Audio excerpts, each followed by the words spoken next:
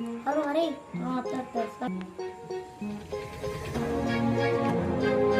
ఓ sorry sorry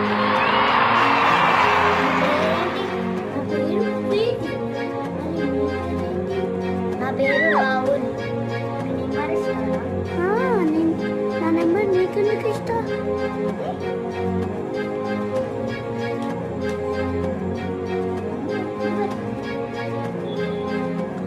మనం number ఇస్తుంది phone చేస్తా.